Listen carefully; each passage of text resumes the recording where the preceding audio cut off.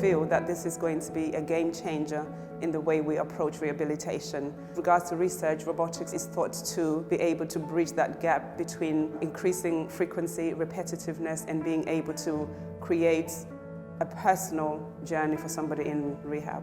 What robotics rehabilitation offers to us is a more quantitative approach to patients.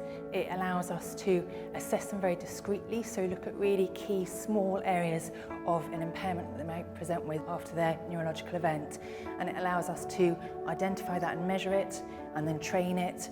It allows us to translate what we see on the robotics into other forms of rehabilitation, the use of personal programs and that face-to-face program, as well of course of using the robotics to specifically train what we identify through that assessment.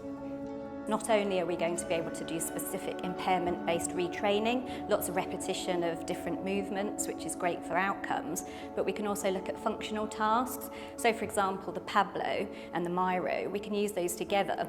We can look at things like driving, so we could put the sensors on a steering wheel and we could, for example, get them moving the steering wheel and using the TMO to look at foot positioning and use a simulator on the computer software to look at them doing driving. So we're looking at the whole ability to do a functional task, such as using their visual system, their cognitive skills, as well as the physical movements involved in doing those activities.